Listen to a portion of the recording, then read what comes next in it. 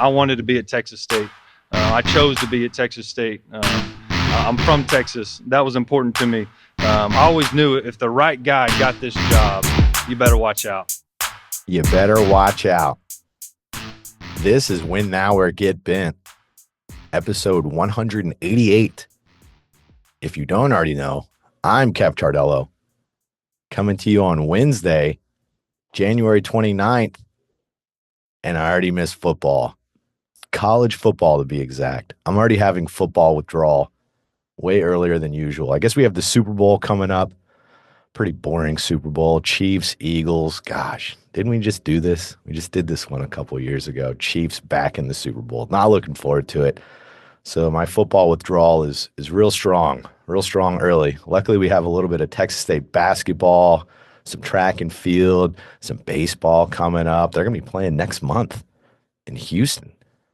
So that scratches the itch a little bit, but nothing like football. So we'll have plenty of football to talk about in this episode. We got some basketball, track and field, like I said, but we're going to do some 3D prediction on the football roster as well. We'll go through all those new players the Bobcats are bringing in and figure out who's going to play where. At least we'll guess for now. We'll know more in the spring and even more in the fall. But before we do any of that, this episode is brought to you by First Lockhart National Bank. As the largest financial institution headquartered in Caldwell County, First Lockhart National Bank expanded to San Marcos in 2018 and opened a state-of-the-art branch on Hunter Road in 2020. For the past 6 years, FLNB has provided a wide range of financial services that have significantly improved the quality of life for the San Marcos community and beyond. Whether you need a personal or business checking account, business loan, or home mortgage, they've got you covered. Plus, they offer innovative services like video banking, business banking, and a top-of-the-line mobile banking app. FLNB is also a huge supporter of Texas State football, standing out as one of the largest initial investors in NIL deals for Bobcats players. Be sure to follow them on X at First Lockhart and on Instagram at First Lockhart. Shout out to my guy, Gil Hodges, Executive Vice President and Chief Lending Officer at FLNB. Congrats again on that new role for you. FLNB NMLS number 2475765. My guy, Gil, is a proud Texas State grad and a diehard fan. We have been thrilled to be partnered with Gil all through the 2024 season and into the off season as well. You can find FLNB at 2507 Hunter Road. That's 2507 Hunter Road, or give them a call at 512-504-7422. Again, that's 512-504-7422. First Lockhart National Bank, member FDIC, equal housing lender. Terms and conditions may vary. Hey, Bobcat Nation. Looking for your next real estate move? McNabb and Company Real Estate Services has been proudly Bobcat owned and operated for over 15 years. They're your go-to team for buying, selling, investing, and managing properties and everything else in between. Whether you're a fan or an alum, they've got the local expertise and full service support you need. Call them today at 512-667-9129. Again, that's 512-667-9129, or visit them at mcnabbandco.com. That's MCNABB, mcnabbandco.com. McNabb and Company, where Bobcats find their home. Give them a follow on Instagram, Facebook, and X at McNabb & Co. Thank you to Monica Katz, a day one Bobcat supporter, partnered with us all through the season, dipping into the off season as well. I know they're going to have a fun NIL bash at Zelix this Friday night. We'll talk about that here in a sec. So excited for that. Go check out mcnabbandco.com, MCNABB, mcnabbandco.com.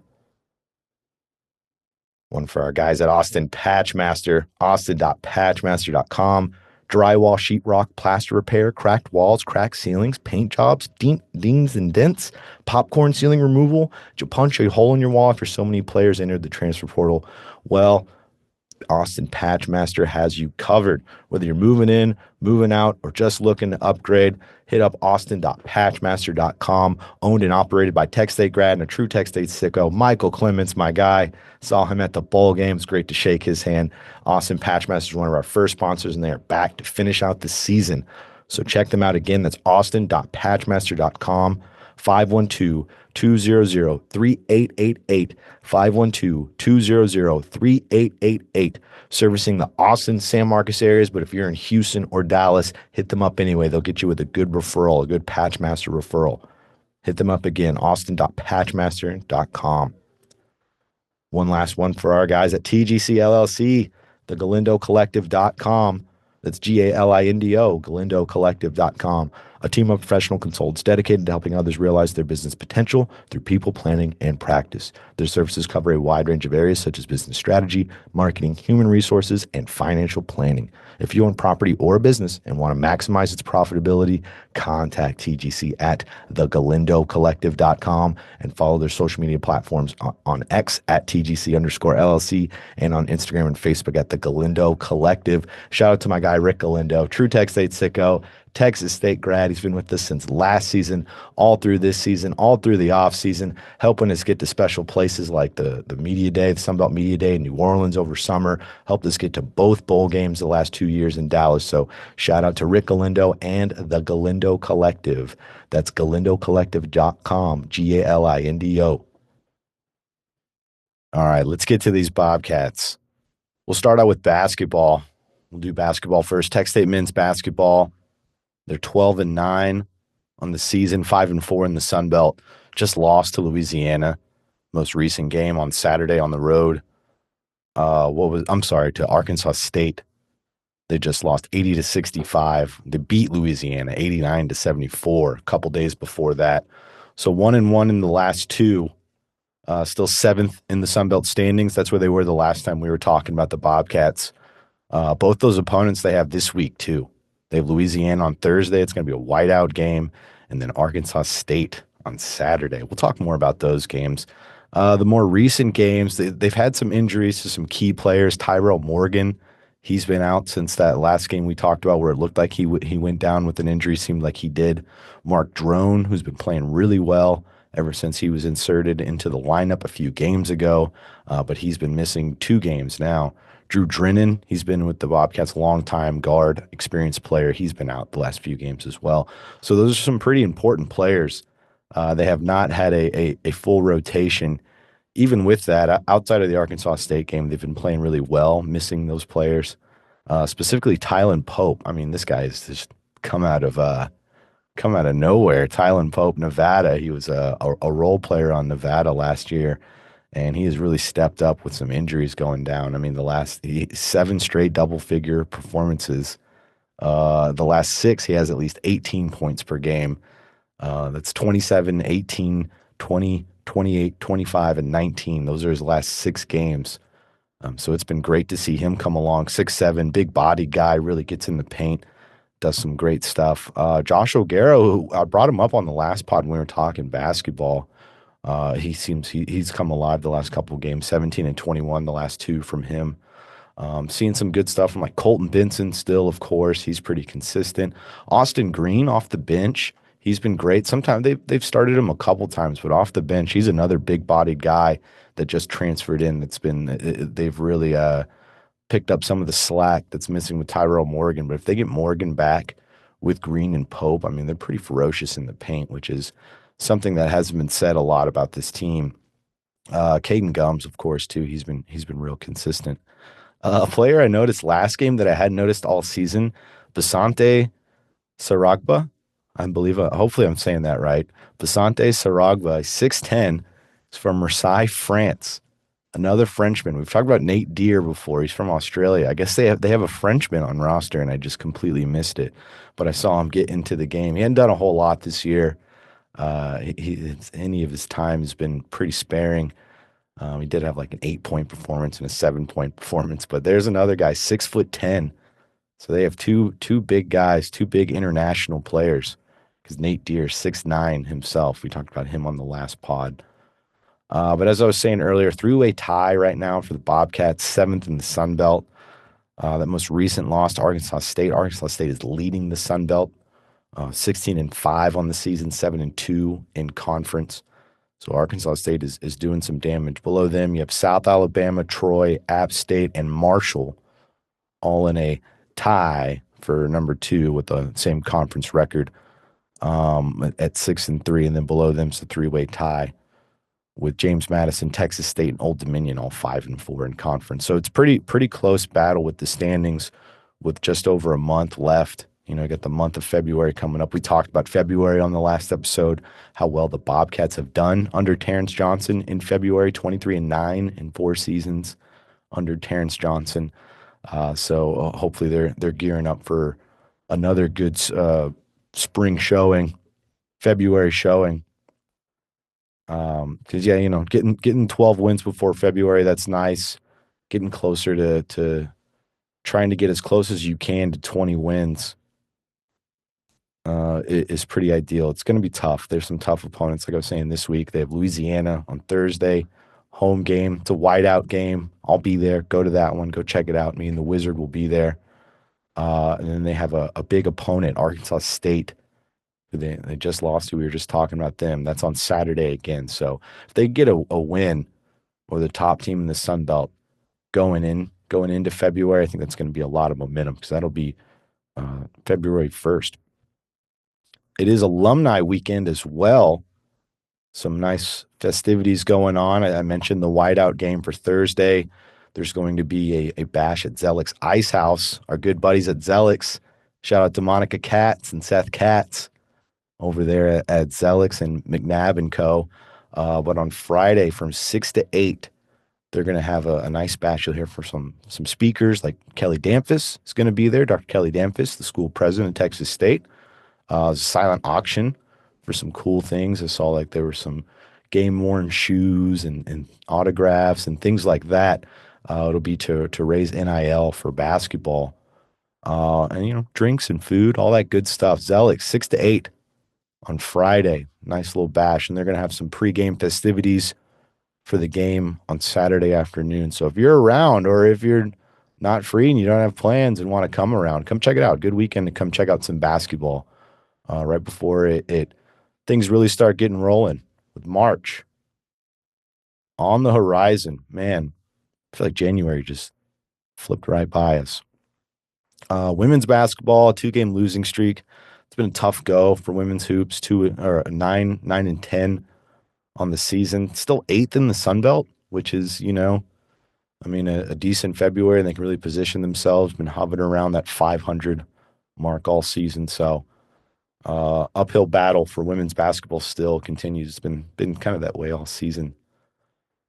I wouldn't really say up and down. It is they'll catch a win occasionally, but it's been more down than up. Track and field season opener that just happened. 32 top 10 finishes for the Bobcats. Noteworthy for our sickos out here. I know all of you who are having football withdrawal just like myself. Nice little note with Drew Donley. He's one of those 32 top 10 finishes. He ran the 60 meter. Donley made the finals and placed 4th with a time of 6.77, which was just 0.02 seconds shy of entering the school record book. Wow, 60 meters. In the prelims, he recorded another 6.77 60 meter time and placed 5th overall. In the 200 meter, Donley placed 10th and recorded a 21.5. So how about that? Drew Donley, speedster. We always knew he had that speed. We were always kind of wondering when's it gonna happen? When are we gonna see more of Drew Donley? I wasn't able to confirm it with what was happening with him early on in the season. I heard it was some back issues. I hadn't talked to him specifically about that, but we saw him. He had that big touchdown. And they always wondered what could be. Even when it was Malik Hornsby was on the team in 2023, speedster, the quarterback transfer from Arkansas, it was always asked who's the fastest guy on the team, and it was pretty split. I say split, and Malik Hornsby thought he was the fastest. A lot of other guys thought Drew Donley was the fastest. So speedster getting into track now, good for him. Because I'm pretty sure his eligibility is expired, or at least he participated in the senior day. So I imagine he's not going to play next year, play some football. Speaking of football, let's jump into a 3 deep. We have a lot of time before the season begins. Not a ton of time for spring football. What do we have? About a month and a half. I bet they'll start around. Last year it was middle of March till the middle of April, that month span. So I imagine it'll be around that same time. So there's still some time for them to add some players. But with so many players leaving, whether they graduated or entered the transfer portal, and so many other new players coming in, and other players that are staying that we may not have seen a ton of in their time, that could be a chance they're going to move up with so many moving pieces. So let's go through it. We got to go start at the top, quarterback. Of course, we talked about that on the last episode, the quarterback position. It's basically a whole new quarterback room outside of Brad Jackson, who is returning. We saw him do some good things this season, especially running the ball. He really seemed like he was. Seems like that's a strong suit in his game. It's taken off like that, and we know that that's something that the coaching staff, that they like in their quarterbacks. They like them to get a little shifty and move around. But another guy they brought in, Giovanni McCoy from Oregon State, he's shifty himself. He's a little more experienced than Brad Jackson. And for that reason, I have him at the top of my predicted depth chart. Now, I want to say this is so fluid. It is as fluid as any position there is that we're going to talk about what the quarterback situation is going to be for Texas State. Because, they go get Giovanni McCoy. They also went and got Nate Yarnell from Pitt, different style of quarterback, 6'6" guy. We saw that taller quarterback in the system before with TJ Finley. We saw it have success, most passing yards ever in a season for this program when that happened. So it'll be interesting who's able to win it out, who's able to grab their eye. Because even though Nate Yarnell, I should say this as well, he can move, he can run around. You go watch his highlight tape. He's got a nice highlight tape from Pitt that they put together and put on YouTube for him. And you can see him take off and get real shifty out there. So he's 6'6", but he's not a stiff. I do have him third. I have it McCoy, Jackson, and Yarnell. I have Jackson at 2. He has that experience in this system. He was a true freshman last year, but he got here before the spring. So he's been in this system for a full year now, has in-game experience towards the end.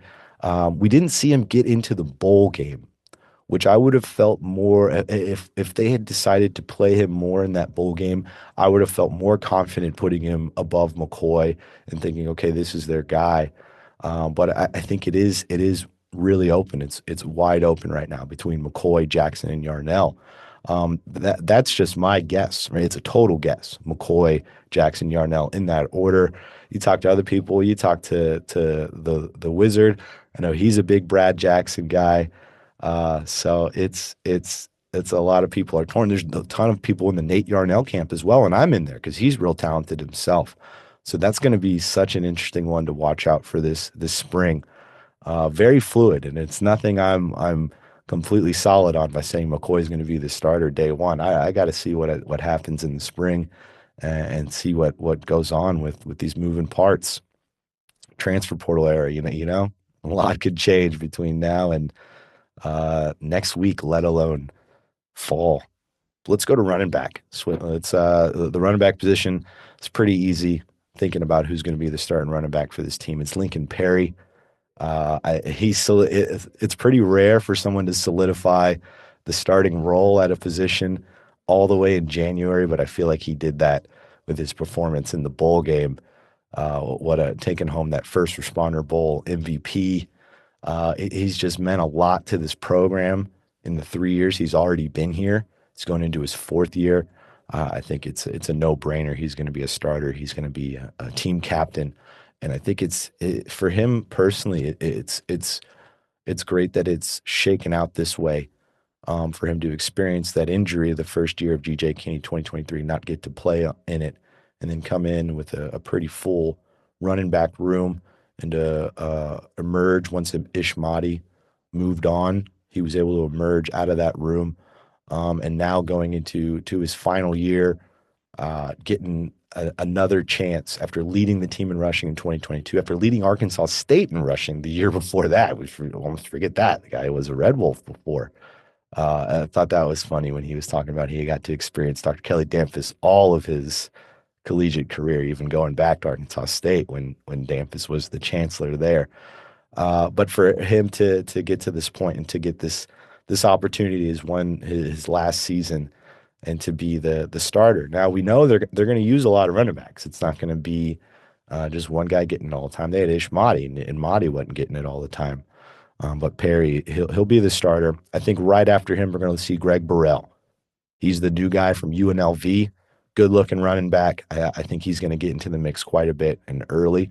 Torrance Burgess, I have him third. I really like what Torrance Burgess brings to the table. I thought about putting him second over Burrell, especially because Burrell is new. But Burgess, he did have those fumbling issues. So I know that that's something he's going to have to get under control. Outside of the fumbling issues, I love everything about his game, though. He really runs the ball well. He has good vision, like the way he cuts. He's just got to focus on tightening up that ball. Then Cole Pryor is going to get into the mix. He's a true freshman. Because they don't have a ton of running backs. And I put Jalen Jenkins with a question mark. Now, obviously, I didn't put these guys in the top three. Perry, Burrell, Burgess. Those are my three on the three deep at running back. But I just made a note for Cole Pryor. Can imagine he'll get into the mix. And then Jalen Jenkins with a question mark because he entered the transfer portal, but then he dressed for the bowl game. I don't know what's going on there, if he's coming back or what the situation is, but I can imagine they'd have somewhat of a role for him if he does come back. I think they still need a good goal line back, like they had with Hankins last year. Perry can do it. There were times where it didn't work out, but he can do that one. Burrell's a bigger back as well, so we'll see what they do there. Wide receiver. So I have four wide receiver set, three receivers, one slot because they roll with four receivers a lot of the time. So I'm going to go ahead and have four designations for them. My three starting receivers and then the slot receiver, we'll go there. Bo Sparks, I have him as one of the starting receivers. We saw great things from him. And then I have at the other starting receiver, Shamar Kirk. I want to say Chris Don could also get in there. I have Chris Don as the direct backup to Bo Sparks and Shamar Kirk because I really feel like Don could get in there over Kirk. Now, Shamar Kirk is a Miami transfer, and he seems like a pretty special player. At that third wide receiver spot, I have Quincy Brown, transfer from Nichols. He also played at TCU, 6'4", big receiver. I think that's kind of a spot they're going to designate for a bigger target. They went and sought out some taller receivers. And then in that slot, I have Tyron Smith. And even in the slot, I have Chris Don right there underneath him because I don't have Don in the starting role yet, but I have him very heavy in the rotation. I think he's going to he can play in multiple spots out on the field. I think he's really good at that slot spot. But Tyron Smith at slot, that's who I have at the top spot at slot. He's the Cincinnati transfer, also came from UTEP, played under Barrick Neely at UTEP, was an honorable mention for Conference USA at UTEP when he was there. He's a speedster, fast guy. I think they're going to have to replace Cole Wilson off to Baylor. I think this is as good a player as they can get, someone who can really take the top off of defense.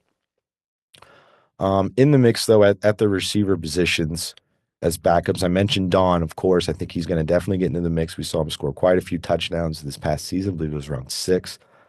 So he's going to get in there. Jordan Martin, he was a true freshman this past season, but I think he's also going to get in there. I have those two behind Sparks. Behind Kirk, I have Don, who I mentioned, and then Julius Spencer or Tucker Cusano. Those are two true freshmen. I think we're going to see some true freshmen get into the rotation, at least a little further deep when we're talking 3 deep. Just not a ton of experienced receivers, I should say, outside of the 2 deep. After Quincy Brown, I have Kylan Evans. He was another true freshman, taller receiver. That's why I have him behind Brown. And then Skylar Lewis or Arvis Battle below Evans at that receiver spot. Arvis Battle is a tight end coming in from Red Oak. He has gotten a ton of praise from G.J. Kinney. Was the first player he talked about in the early signing day when they were talking about players. So I think he's going to get in there. Even if it's not at tight end, maybe they try him out at some receiver because he's a big guy. Saw him do a picture. He was holding up the Texas State hand signs, and he's got some big mitts on him, man. He's got some huge hands. I was like, that's a pass catcher right there. So I imagine they're going to try to utilize that early and often. And then Skylar Lewis, he's another true freshman who I have right there who could get in at that receiver spot. Taller receiver himself out of Sulphur Springs. Below Tyron Smith at the slot, Chris Don, who really I know he's going to get in there, just don't know where, don't know how often. I know it will be a lot, but I just don't know if it'll be a starter or what they're going to look at for that spot. I feel like he's earned a starting spot, so I don't mean to disrespect him by putting him at two at multiple spots. But below him, I have Junior Thornton, younger guy. We hadn't seen a whole lot of him, but he's a speedster himself, and I know that's someone they're waiting to unleash. Tight end, I have Blake Smith. He was the Oklahoma transfer, injured all this season. I haven't seen a lot of him, mainly because I'm pretty sure it was in the spring he tore his ACL and then he missed the whole season. So I didn't even really get to see him in the spring. That being said, he is very present with this team as far as, you see him doing like photo opportunities. You see him just around this team. Seems like he has a lot of respect. And with Connor Fox graduated and moving on, seems like that's a spot that's opened for an experienced player. I believe it's Blake Smith last year as well. It's just got one left. Right below him, I have a new guy, Ty Stammy from Louisiana. He was a true freshman at Louisiana. Big guy, 6'5". Didn't play a whole lot as a true freshman, but he still got into the mix. I think that says a lot when a true freshman's able to get in there. And then Titus Lyons, good to see him coming back. Pretty sure he's coming back. Titus Lyons, I know he'll still get in the rotation. He's been with this team for a long time, doing a lot of great things. So even though they've got some new tight ends, I know he'll get to play some. Made a note for Jake Simpson, Jordan Williams, Arvis Battle, some younger guys that still might get in there. Jake Simpson and Jordan Williams were true freshmen this past season. Jake Simpson from Independence High School. Jordan Williams is Roy Williams' son. Don't know if you remember that. I think he was dealing with an injury this past season as well. Switching to the offensive line, left tackle, I'm pretty confident in with Dorian Strawn. He was the left tackle this past season, did a really good job. He's coming back. Right below him, I have Alexander Grimmy. He's from Jones College, junior college transfer coming in. And then right below those two, I have Sully Burns or Bammy Badusi, two guys we saw get into the mix in the bowl game. So they could I have Grimmy there. I don't know where they're thinking which left or right tackle for Grimmy. Seems like he measures out as a tackle.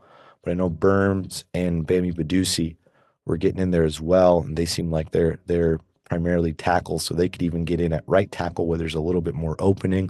But there's also some other really good players there that we'll talk about. But we're going to stick to the left side of the line, go to left guard with Emeka Abibo. His brother, Jamedo Abibo, he left. He's off to Arizona State. He got a P4 offer. Jamedo was a starter in 2023, only appeared in 4 games in 2024. Wasn't an injury, so don't know what the situation is there. But the Abibo brothers splitting up, kind of interesting. But we saw Emeka get a start in the bowl game. He's got a lot of experience. He's been around this staff for a while, especially Shoemaker, the offensive line coach. So I can imagine he's in line to start at that left guard spot that is vacant with Nash Jones doing terrific stuff at the East-West Shrine Bowl up in Arlington. Game's on Thursday. Check that out, NFL Network. Thursday night, I know I'll be watching. It seems that the reports from up there is he's doing great stuff, which is awesome to see. Hadn't been a Bobcat drafted in 10 years. I think Nash is the next one. I really do. He deserves it, no doubt about it. But that left guard spot's open, and I think Emeka Abibo is right there, ready to step into it. They may even utilize him in some other spots to shore up some depth if there are injuries or what have you somewhere else. But right below him at left guard, I have Brock Riker, true freshman this past year. We saw him get in a little bit, not a whole lot. And then Tyler Norris as well, another true freshman. At center, with Chase Todd leaving, it's time for Ezra Dotson Oyate to step up. TCU transfer, joined the team in fall camp real late. I think it's he's next in line at that center spot. Right below him of Justin DeLeon, 2 seasons with Texas State. Was a Baylor commit at one point before joining the Bobcats in 2023. So really good player, younger player that they have, and he's primarily a center. And then at center, they don't have any other true centers on the roster. So I was maybe Emeka Abibo, Talik Lockett, who's a terrific player at right guard. Maybe they'll try and practice some snapping with them for if they have to move them to an emergency center spot, and they can move up some of these other guys to guard. don't know what they're thinking there. So that third spot is a little more of a toss up.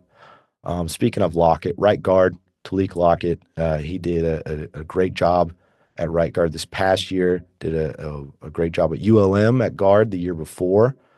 I just saw he secured agency with the Drew Rosenhaus group. That's a real deal. That's a real deal agency. It's NIL representation. That's what it said on the graphics. So this doesn't. I know some people wondering, does this mean he's going to the NFL? No, he just has a really good NIL agent, Drew Rosenhaus. So shout out to Talik Lockett, another future Sunday player in Lockett. Right below Lockett, I have Amir Ross, true freshman coming in, big guy from Duncanville.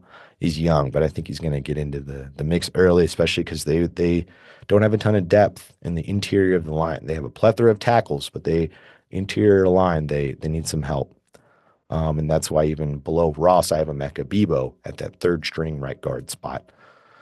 Emergency situation type of deal until they secure some more. Right tackle, I have Lysander Moyello, Syracuse transfer, big guy coming in. I think he's going to take that right tackle spot, but I think it's an open competition, no doubt about it. All the positions are, but Cameron Schultz coming in from Jones College, pretty good player himself. Like I said, I don't know if they're thinking about Grimmy, his teammate at Jones College, they both transferred in. Don't know if they're thinking about him at right tackle or left tackle. But then I have Trenton Scott, number 3, which is pretty low for him, considering he started some games. He's been on this team for a long time. I just think they brought in a bunch of new guys. But like I said, open competition at that right tackle spot. He has experience there. He was even in a battle with Alex Harkey all through fall camp for that right tackle spot, even going into the season before Harkey ran away with it. But that being said, he can work his way up further. But for right now, I have him at third. Let's go to the other side of the ball. Defense at edge. Number 1 edge, I have Khalil Alexander. He's ready for his time. He's bided his time the last couple seasons. Did some awesome stuff in the bowl game, couple sacks. He's ready to go. I think this is his time, number 22 out there. It's finally it's opened up a little bit at that edge spot for him. There are some other guys who are coming in who might compete for it, but I think Khalil Alexander is going to be the starting edge. And I should clarify how I designate the defensive line. We have 4 designations for him: edge, defensive tackle, and then defensive end, because they don't really use a nose tackle, but they also don't use a true second D end. It's an edge. Sometimes they'll put their hand in the dirt, but really they stand up and kind of have a bit of a linebacker role. So Khalil Alexander, have him at that edge. Tymir Jackson, he was a player transfer, JUCO transfer from Ford 2. Could see a little bit of him in the bowl game. And then Deontay Keys, high school player. Deontay Keys getting in there. And they might move some other guys into edge that I have at defensive end, but for right now, this is what I'm designating as the edge guys. But we'll talk about the defensive end part here in a sec. Defensive tackle, interior defensive line, just like the offensive line, interiors where they're a little bit thin.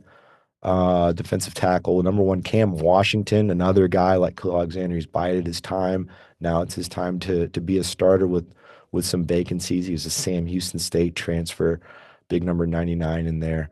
But he'll have some competition with Jordan Sanders coming in from Cal Poly, big guy. I could see him definitely being a part of the rotation. We know with this defensive line, they rotate them in and out. So we're going to see all these names we'll probably see throughout the season. And then below them, Blake Isbell, high school player. Don't exactly know where they're looking at him on the D line, but I designated him D tackle just because I know they need interior help for right now. At that other defensive tackle spot, Devarick Woods, I have him starting. He's at a Hines Community College, brand new on the scene. Big guy. It looks more like he could be an in, but like I said, they need interior help, and it seems like he can be pretty versatile and get in there and do some stuff. Below him, I have Charlie Leota with a question mark. He's from West Texas A&M, but it seems like he may have re-enrolled at West Texas A&M. I'm not sure. That's going to be one we'll know more in the spring, but they could really use some big guys in the middle. Then below them, Nathan Huerta, we saw him play this past season, get in there quite a bit. At defensive end, Joe Lazen Landry. It's my starting defensive end there. He's another guy who maybe they could put him at edge as well. Because Alexander, he can play edge, he can play end, and so can Landry, and so can the guy I have below Landry, Kennard Snyder. And now Snyder is a really good player himself, coming in from Iowa State. Did some really good things at ULM. It's just don't know who the starter is going to be per se. They rotate in a ton of guys. So even though it's kind of like with Chris Don earlier, where I had him second, but he's not really this starter caliber player. That's where Snyder is. And then below them, Jeremy Jackson, who's a true freshman this last year, Waxahachie. I think it's gonna be time for him to get in the rotation. Not as deep at D line as they were last year, that's for sure, especially on the interior of the D line. Terry Webb, Tavian Coleman, some of these guys leaving, Alex Merritt. There's some holes. Linebacker, they're returning some really good players, and they're also bringing in some decent young players to develop.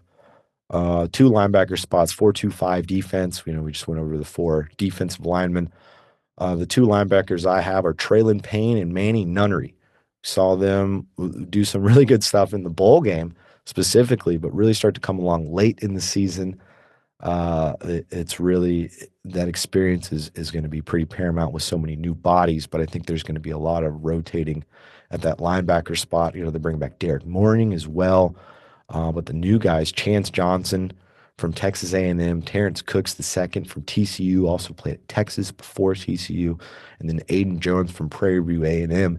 It's going to be that's six guys that could all really see some significant time at that linebacker spot, because then they've even got some younger guys, Colt Sparks, TJ Burkhalter, I'm pretty sure is getting here early, and then Cole Niles, who just finished a true freshman year.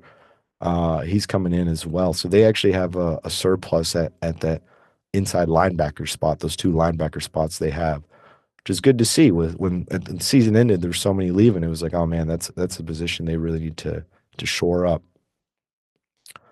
Switching to DBs, two corners, two safeties, and a star position, that nickel position. We'll start at nickel with Caleb Coleman, entering his third year with the Bobcats, West Virginia transfer. Seemed like he may have been banged up, and now he's coming back with Jordan Polk on his way out. That position's going to be pretty open. I think Caleb Coleman, he has experience there, experience in this defense. I think that's his for the taking. As far as who they're going to play below, they haven't designated any of the new guys as a star, so I'm not exactly sure. But I have Javis Minette. He is from Wofford coming in. Seems like he's a real versatile player, can play some safety, some corner. So I imagine that's someone that they look at for that star position. And then same with Craig Royal Jr. coming in from Butler. He's committed, not signed, should say that. He's a player he can't sign till the end of the semester and then join the team over summer. So, but tentatively, I have him third at that star position. The two corners, the two starting corners, I'm pretty confident actually in both of my starting corners for this defense. It's a bit of a crapshoot below them. There's actually quite a good amount of corners. But my two starters, Trez Moore, he's a returner, played at UTEP before coming to the Bobcats, really started to come along late, getting some picks, looking really good, number 24 out there. And then at the other corner spot, new player, Kamari Terrell, Oregon transfer, former four-star player out of high school. I think he's going to come to Texas State and do some really good things. Seemed like he's leaving Oregon, pretty good program in Oregon, looking for some playing time, and I think he'll find it in Texas State. Below Trez Moore, I have Amarian Atwood. He's coming into his third year with the Bobcats. He's one of the initial high school signees from G.J. Kinney. He's been looking better and better at that corner position. Chris Jones below him, who I haven't seen a ton of. So, like I said, a bit of a crapshoot, but I know he's someone who's a true freshman this past season. And then Jaden Ross, East Texas A&M. I should mention I have four positions for the corners. I didn't mention that because there's a lot of corners. So I wanted to put four just because I'm confident in the starters, but below that, it's a lot of new guys and a lot of young guys. So I don't know who's going to fight their way through that rotation. At the other corner spot below Terrell, I have Malik Willis. He's coming in from Campbell, not the quarterback in the NFL. This is the corner from Campbell. Below Willis, I have Caden Grogan. He played some last year, got into the mix. Lamar transfer. And then below them, Cordarian Powell, high school player I like a whole lot. I think he may see more playing time than that fourth spot on the depth chart that I have him. He's a real talented athlete. At one of the safety spots, I have Darius Jackson. He's a returner. Uh, missed his first year with Bobcats 2023 after coming in from Mizzou. Started to really come along this past season. He's coming back. I think he's safe to say he's a starter. The other starting safety, I have Ryan Nolan, number 32 out there. He's a JUCO that was new on the scene in 2024. Really started to come along, same towards the end of the year, same as some of these other guys. So I think those are going to be your two starting safeties, but some new guys that are going to get in the mix. Chase Davis from Utah State, Jalen Bowen Peterson from Iowa Western, Tice Williams, who I like a lot, young guy. He was a true freshman this past season. I like Tice Williams a lot. I think we're gonna see some of him. And same with Will Mitchell. Tice Williams and Will Mitchell. Those are two young guys that we didn't see a ton of in 2024 that I think are gonna have their moment coming up this season. Will Mitchell, track star. I know that when he was in high school. We'll wrap it up with kick returner, Tyron Smith and Kamari Terrell. That's who I think are going to be their two kick returners. Tyron Smith, the Cincinnati receiver, and Terrell, the corner from Oregon. Could also see some Bo Sparks at kick returner. I know sometimes like pepper in a running back at kick returner, so we'll see what they're thinking with that whole situation. At punt returner, Bo Sparks, we saw him have 2 80-yard punt returns in one game. One of them for a touchdown, one of them not for a touchdown, 80 yards and came up short.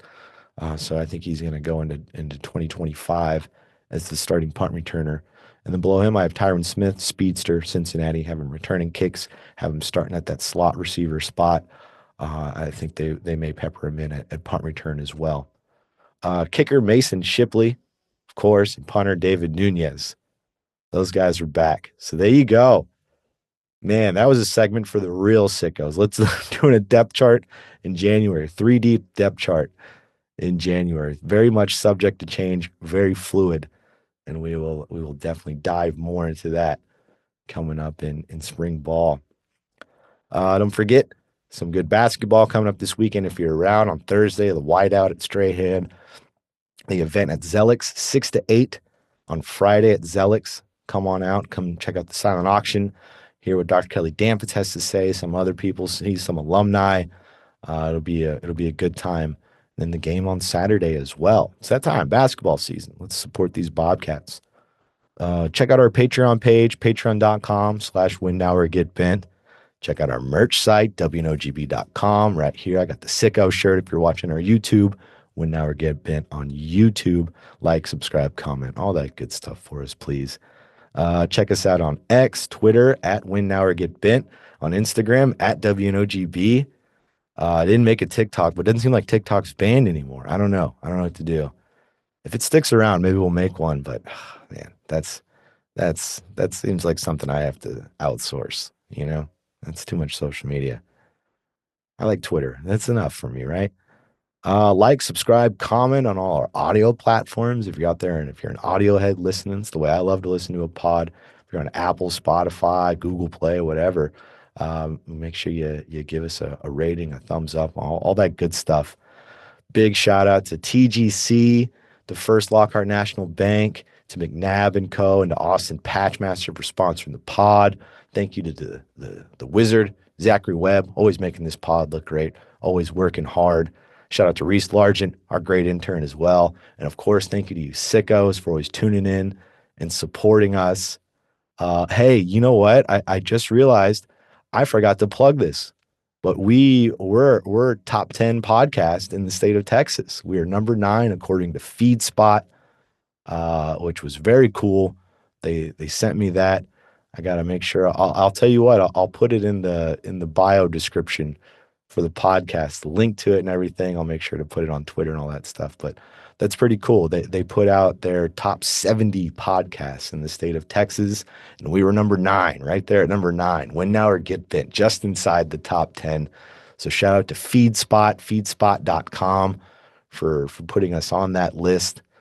some really great pods on that list. So it was pretty cool to be where we were on that one. But that's because of you. It's because you listen to it, because that's what they take into account is numbers and traction and all these other deals that they look at when they put these pods on these lists. And so that's you. That's all of you. So thank you sickos very much for tuning in and keeping this thing going. We're going strong into 2025. It's going to be an interesting spring. Lots of questions, lots to go over for this Tech State football team. But we'll be riding hard with basketball and track and baseball until then. But it's been because of your support, we've been able to make lists like that and continue this whole fun thing that we do. So thank you, sickos. Thank you so much for always tuning in and being vigilant Bobcat fans out there. But all right, that'll do it. Go to basketball this weekend. If you can't make it, at least watch it. ESPN Plus. You can check it out. But thanks again, sickos. Really appreciate you. Thanks again to FeedSpot. Go check out that list. All right, everybody. Win now or get bent.